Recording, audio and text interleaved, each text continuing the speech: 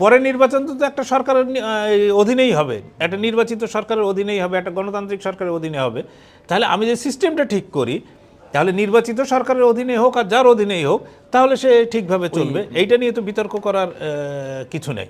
আমি তারপরেও কিন্তু বিএনপি অনেক দিন ধরেই জামাতকে একটু দূরে রাখার চেষ্টা করছে। আপনার যদি 2018 নির্বাচনের কথা মনে থাকে, ইন্ডিপেন্ডেন্ট ডিজিটালে স্বাগতম।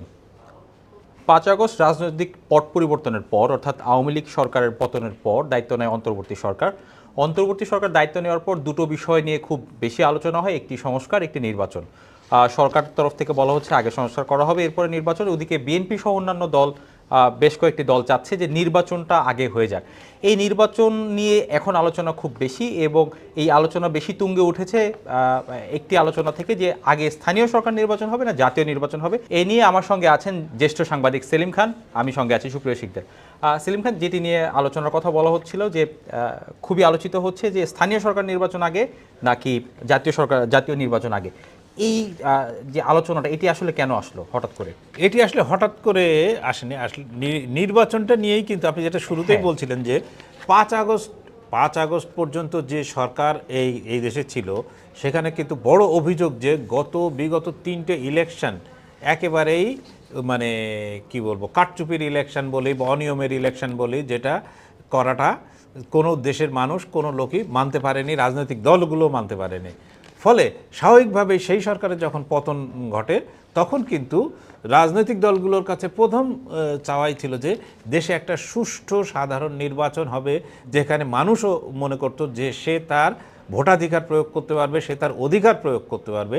এটাই ছিল কিন্তু মুখ্য আলোচনায়। এরপরে একে একে এসে যুক্ত হয়েছে যে সংবিধান সংস্কার করতে হবে, কোথাও সংবিধানের কবর রচনা করতে হবে, কোথাও এটা করতে হবে, ওটা করতে হবে। ফলে তখনই কিন্তু রাজনৈতিক দলগুলোর মধ্যে এই ধারণা বা এই আশঙ্কা ঢুকে গেল যে জাতীয় নির্বাচনকে প্রলম্বিত করার একটা চেষ্টা চলছে, এরকম কিন্তু তাদের মনের মধ্যে আশঙ্কা ঢুকে গেল। সেই আশঙ্কাকে একেবারে মানে যে যুক্তিহীন সেটাও কিন্তু বলবে, তার পেছনেও কিন্তু এই আশঙ্কাটাও কিন্তু তাদের আশঙ্কাটা কিন্তু অবশ্যই যৌক্তিক ছিল।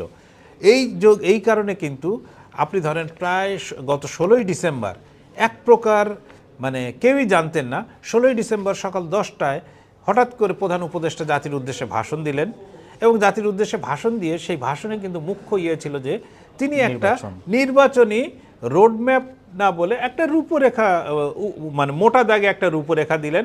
সেখানে কিন্তু অনেকগুলো যদি কিন্তু এসবের মধ্যে দিয়ে তিনি একটা রূপরেখা ঘোষণা করলেন। তিনি বললেন যে যদি সব কিছু মানে ভোটার তালিকা ঠিকঠাক করে মোটামুটি একটু গুছিয়ে অল্প বিস্তার সংস্কার করে যদি নির্বাচন দিতে হয়, তাহলে এটা 2025 ডিসেম্বরের মধ্যে দেওয়া সম্ভব। আর যদি আরও একটু কিছু সংস্কার করে নির্বাচন দিতে হয়, তাহলে এই নির্বাচনটা 2026 জুন মাসে চলে যাবে, মাঝামাঝি সময় চলে যাবে। পরদিন কিন্তু ওনার তথ্য সচিব প্রেস সেক্রেটারি শফিকুল আলম, উনিও কিন্তু বললেন যে 2026 মাঝামাঝি সময়, ঠিক আছে। এইখানে যখন নির্বাচন নিয়ে কথা হচ্ছিল, তখন কিন্তু একটি কথা তখনই উঠেছিল যে প্রধান উপদেষ্টা যেটি দিলেন, যে নির্বাচনের কথা উনি বলছেন, সেটি স্থানীয় না জাতীয় নির্বাচন, এটা কিন্তু পরিষ্কার না। ওই যে বললাম যে তার যে ভাষণ, সেখানে অনেকগুলো যদি কিন্তু নতুবা এসব দিয়ে ভরা ছিল। ফলে তখনও কিন্তু বিএনপি সহ সব রাজনৈতিক দলই, কারোর কাছে, রাজনৈতিক দল কেন বলবো, আপনি সাধারণ মানুষের কাছে কিন্তু পরিষ্কার হয়নি যে এই সময় নির্বাচন হবে, বা সেটা 1 বছর হতে পারে, 2 বছর হতে পারে, 3 বছর, যে কোনো কিছু হতে পারে, কিন্তু নির্বাচনের রোডম্যাপটা কিন্তু তখন পরিষ্কার হয়নি।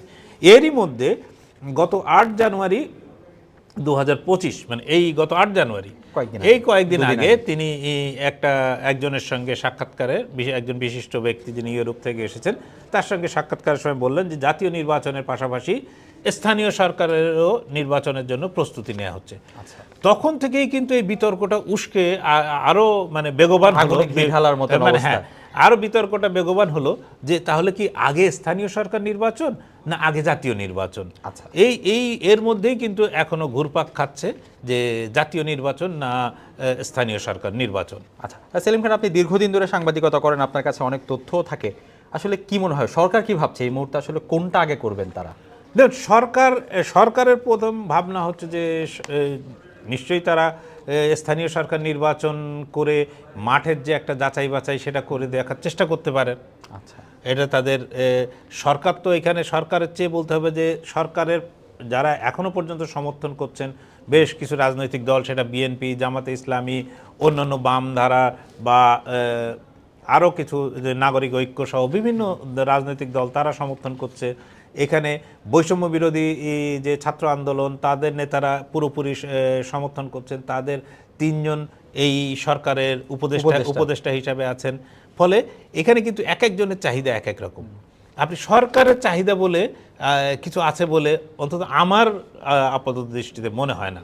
আচ্ছা, এইখানে সরকার নেই, আপনার যেটা আছে সেটা হচ্ছে যে সরকারের সঙ্গে যে যুক্ত বৈষম্য বিরোধী ছাত্র আন্দোলনের নেতারা, তারা হয়তো চাচ্ছেন যে যদি নির্বাচনটা জাতীয় নির্বাচনের আগে আপনার স্থানীয় সরকার নির্বাচনটা হয়ে যায় তাহলে কিন্তু তারা একটা যে পরীক্ষার মধ্য দিয়ে যেতে পারেন। কারণ ইতিমধ্যে ছাত্ররা ঘোষণা করেছেন যে তারা নতুন রাজনৈতিক দল করতে চাচ্ছেন। এই ছাত্রদের সঙ্গে নিশ্চয়ই আরও অনেকে যুক্ত হবেন। ফলে স্থানীয় সরকার নির্বাচনটা হয়ে গেলে কিন্তু তাদের জাতীয় নির্বাচনের আগে একটা ড্রেস রিহার্সাল হয়ে যাবে যে কতটুকু জমি আসলে তারা দখল করতে পেরেছেন, মাঠ আসলে কতটুকু তাদের দখলে বা কতটুকু তাদের বিরুদ্ধে। আসলে সেলিম খান, আমি বেশ কয়েকটি রাজনৈতিক দলের বক্তব্য যদি দেখা যায়, তারাও অনেকেই বলার চেষ্টা করেছেন এবং সরাসরিও বলছেন যে আসলে স্থানীয় সরকার নির্বাচন এই কাজটি করার দায়িত্ব কি অন্তর্বর্তী সরকারের কিনা। এই কথা কিন্তু প্রত্যেকে স্পষ্ট করে বলে দিয়েছেন যে এই নির্বাচন, স্থানীয় সরকার নির্বাচন করার জন্য এই সরকার আসেনি। অবশ্যই না। এটা রাজনৈতিক দলগুলো স্পষ্ট করে বলে দিয়েছে। তো আমরা যদি মির্জা ফখরুলের কথা দিয়ে ধরি, যে বিএনপি বড় দল হিসেবে তার মহাসচিব মির্জা ফখরুল ইসলাম আলমগীরের কথা ধরি, তিনি বলেছেন যে কোনো ধরনের কোনো সংস্কার কিন্তু ন্যায্যতা পাবে না জাতীয় সংসদ ছাড়া। তার মানে তুমি ঘুরিয়ে ফিরে যাই করতে যাও না কেন, তোমাকে সংসদ নির্বাচনে আসতে হবে, জাতীয় সংসদ গঠিত হতে হবে, সরকার গঠন তারপরে যাওয়া হওয়ার হবে। আর তুমি সংস্কার করলেই যে সেটা টিকবে এরও কোনো প্রতিশ্রুতি কেউ কোনো রাজনৈতিক দল কিন্তু এখনো দিচ্ছে না। আপনি যদি দেখেন, বিএনপির জ্যেষ্ঠ নেতা ইকবাল মাহমুদ টুকু, তার কথা যদি দেখেন, তিনি বলছেন যে এই সরকার তো এ ধরনের নির্বাচন করার সরকার না, আর তারা যদি করতেও চায় তাহলে কতটুকু গ্রহণযোগ্য হবে। এমনকি জামাতে ইসলামীর পক্ষ থেকে যারা অনেক ক্ষেত্রেই বলা যায় যে এই সরকারকে ব্ল্যাঙ্ক চেক দিয়ে দিয়েছে, তারাও কিন্তু বলছে যে এই সরকারের মানে এই নির্বাচন করতে হবে। তারা বলছে এখন ডক্টর ইউনূস বলেছেন যে সরকার একসঙ্গে প্রস্তুতি নিচ্ছে স্থানীয় এবং জাতীয় নির্বাচনের, কিন্তু কোনটা আগে কোনটা পরে সেটা তো তিনি পরিষ্কার করেননি। তবে জামাতে ইসলামী মনে করে যে তাদের জন্য এই নির্বাচন, জাতীয় নির্বাচনই হচ্ছে অধিকতর গুরুত্বপূর্ণ স্থানীয় সরকারের চেয়ে। আপনি যদি নাগরিক ঐক্যের মাহমুদুর রহমান মান্নার কথা দেখেন, মাহমুদুর রহমান মান্না স্পষ্ট ভাষায় বলছেন যে জাতীয় নির্বাচনই এই সরকারের একমাত্র কাজ বা একমাত্র লক্ষ্য হওয়া উচিত। তো এইরকম একটা পরিস্থিতিতে রাজনৈতিক দলগুলোর মধ্যে কিন্তু মানে স্থানীয় সরকার নির্বাচন নিয়ে কোনো মাথা ব্যথা বা কোনো আগ্রহ নেই। একই সঙ্গে আপনি বৈষম্যবিরোধী ছাত্র আন্দোলনের কথা বলছিলেন, তারা একটি রাজনৈতিক প্ল্যাটফর্ম করার চেষ্টা করছে, তাদের মতামত কি? তাদের মতামত যদি বলি, তো তারা আসলে চাচ্ছেন যে এর মধ্যে যদি এই আগামী ডিসেম্বরে একটা স্থানীয় সরকার নির্বাচন হয়, তাহলে ওই যে বললাম যে তারা এখন যদি রাজনৈতিক দল শুরু করেন জানুয়ারিতে বা ফেব্রুয়ারিতে, তাহলে তারা প্রায় 1 বছর সময় পাচ্ছেন যে তাদের দলটাকে গুছিয়ে নিতে। তখন গুছিয়ে নেওয়ার পর মাঠে কি পরিমাণ সমর্থন বা কতটুকু মাঠ দখল করে ফেলেছেন। আপনি জানেন যে এই মুহূর্তে আওয়ামী লীগ মাঠে নেই, বিএনপি মাঠে আছে। বিএনপির সঙ্গে অন্যান্য দলের, জামাত সহ অন্যান্য দলের মতপার্থক্য, বিভিন্ন ইস্যুতে মতপার্থক্য তৈরি হয়েছে, স্পষ্ট হয়েছে। ফলে সেক্ষেত্রে একটা, আর এই যে আওয়ামী লীগ সরকার বা শেখ হাসিনা স্বৈরাচার সরকারকে যারা হটিয়েছেন, তাদের এক ধরনের পপুলারিজম বা জনপ্রিয়তা যাই বলি না কেন, পপুলার ক্যারেক্টার তারা জনপ্রিয় ইস্যু নিয়ে যদি মানুষের কাছে যান, তারা কতটুকু মানে মানুষ তাদের কীভাবে গ্রহণ করবে, তার জন্য তো একটা অ্যাসিড টেস্ট দরকার। তারা একটা অ্যাসিড টেস্ট হিসেবে এই জিনিসটাকে ভাবছেন যে আগামী নির্বাচন, মানে স্থানীয় সরকার নির্বাচনটাকে আগে হোক। আর একটা তাদের একটা মোটা দাগে অভিযোগ করছেন যে স্থানীয় সরকার নির্বাচন তো আপনার কি বলবো, অরাজনৈতিক নির্বাচন হবে, অরাজনৈতিক মানে কোনো রাজনৈতিক পরিচয় নির্বাচন হবে না। সুতরাং এই নির্বাচনকে কেন যদি সরকারের পরবর্তী সরকার যে আসবে সেই সরকারের অধীনে হয়, তাহলে এটা ওই সরকারের মন্ত্রী এমপি এরা প্রভাবিত করার একটা চেষ্টা করবেন, এবং সবসময় যেটা হয়ে থাকে, ফলে স্থানীয় সরকারের যে অরাজনৈতিক চরিত্র সেই চরিত্র তাতে ক্ষুণ্ণ হবে। কিন্তু এক্ষেত্রেও একটা প্রশ্ন আছে যে আরে ভাই, আপনি তো এই নির্বাচন করবেন এর আগে 2025-এ ধরেন এবার করলেন, কিন্তু পরের নির্বাচনটা কোথায় গিয়ে করবেন? সেটাই, পরের নির্বাচন তো একটা সরকারের অধীনেই হবে, একটা নির্বাচিত সরকারের অধীনেই হবে, একটা গণতান্ত্রিক সরকারের অধীনে হবে। তাহলে আমি যে সিস্টেমটা ঠিক করি, তাহলে নির্বাচিত সরকারের অধীনে হোক আর যার অধীনেই হোক, তাহলে সে ঠিকভাবে চলবে। এইটা নিয়ে তো বিতর্ক করার কিছু নেই। আচ্ছা সেলিম খান, একটু প্রসঙ্গের বাইরে আসে। আপনি যেমনটি বলছিলেন যে আমরা দেখছিলাম যে জামাত বিএনপি এদের মধ্যে একটা স্পষ্টত দূরত্ব আমরা দেখেছি। আজকে কিছুক্ষণ আগে একটি সংবাদ সম্মেলনে বিএনপির স্থায়ী কমিটির সদস্য নজরুল ইসলাম খান তিনি বলেছেন যে জামাতের সাথে তাদের দূরত্ব আসলে কমেনি। যেটি হয়েছে জামাতের নেতাদের বক্তব্যের কারণে বিএনপির কিছু নেতা মনক্ষুণ্ণ হয়েছে। সেক্ষেত্রে জামাত বিএনপির দূরত্ব কমেনি, এই মর্মে যে একটি স্টেটমেন্ট নজরুল ইসলাম খান দিল, এতে কি মনে হয় যে জামাত বিএনপির দূরত্ব কিছুটা কমে আসবে, কিংবা এই কমে আসার কারণে এটি স্থানীয় সরকার নির্বাচন কিংবা জাতীয় নির্বাচনে কোনো প্রভাব ফেলবে? দুটো দলই এখন একটা মানে দুইজনের যে অভিন্ন শত্রু আওয়ামী লীগ, সে আওয়ামী লীগ মাঠে নেই, ফলে দুইজনের জন্য কিন্তু একটা ফাঁকা মাঠ। ফলে বিভিন্ন সময়ে যে আপনার বিএনপি নেতারা, আপনি যদি সেই রিজভির কথা বলেন বা আপনি যদি মেজর হাফিজের কথা বলেন, যারা তারা সরাসরি জামাতের বিরুদ্ধে, জামাতের ছাত্র সংগঠন ছাত্র শিবিরের বিরুদ্ধে কথা বলছেন। আবার জামাতের পক্ষ থেকেও বিএনপির বিরুদ্ধে কথা বলা হচ্ছে যে চাঁদাবাজির মানে আওয়ামী লীগ চলে গেছে, আর এক দল গিয়ে মাঠ দখল করে চাঁদাবাজি এবং অন্যান্য অপকর্ম শুরু করে দিয়েছে।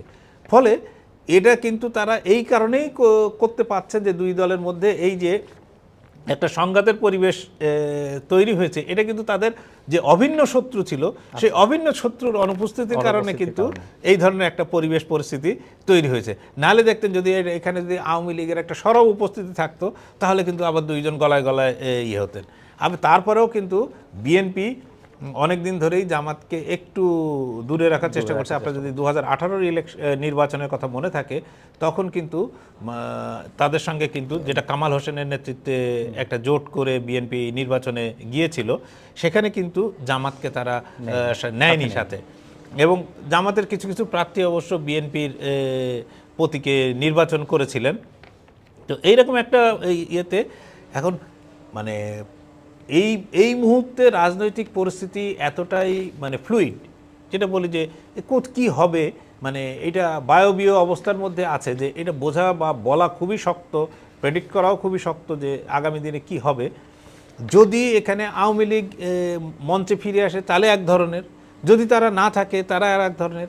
তারা যদি না থাকে তাহলে সেক্ষেত্রে এই যে বৈষম্য বিরোধী ছাত্র আন্দোলনের সঙ্গে যুক্ত ছাত্রদের নতুন দল, জামাতে ইসলামী, অন্যান্য ইসলামিক পার্টি, বিএনপি, বাম ঘরানার দল বা বিএনপির সমর্থক যে নাগরিক ঐক্য এই যারা আছে, সব মিলিয়ে এই রাজনৈতিক সমীকরণটা কি দাঁড়াবে এটা কিন্তু এখনো পরিষ্কার না। ফলে এই যে বিতর্কের তরজা এইটা চলতে থাকবে, এটা আরও কিছুদিন চলতে থাকবে নির্বাচন পর্যন্ত, এবং নির্বাচনে ভোটের আগে এটা মোটামুটি পরিষ্কার হবে, তার আগে এটা পরিষ্কার হওয়ার কোনো সুযোগ নেই। আর এইটা দেখে উৎফুল্ল হওয়ারও কিছু নেই, মানে নিরুৎসাহিত হওয়ারও কিছু নেই। রাজনৈতিক দলগুলো যদি পরস্পরের সঙ্গে দোষারোপ করে, বিতর্ক করে, আমি মনে করি সেটা খুবই হেলদি সাইন। রাজনৈতিক বিষয়ের রাজনৈতিকভাবে বিতর্ক হওয়া উচিত, এবং রাজনৈতিক যে কোনো সমস্যার রাজনীতিবিদদেরই সমাধান করতে হবে, এবং রাজনীতিবিদরাই এই দায়িত্বে থাকবেন। বাইরে থেকে কেউ এসে চাপিয়ে দেবে, বাইরের লোকেরা পরামর্শ দিতে পারে, কিন্তু কাজটা করতে হবে আসলে রাজনীতিবিদদের। তারা আসলে যখন ফেল করেন তখনই অন্য শক্তি সেই মানে সুযোগটা নেয় হচ্ছে সেই অন্য শক্তি। ধন্যবাদ সেলিম খান। দর্শক, আজ এই পর্যন্তই। দেশ বিদেশের যে কোনো খবর জানতে চোখ রাখুন ইন্ডিপেন্ডেন্ট ডিজিটালে, ভিজিট করুন itbbt.com।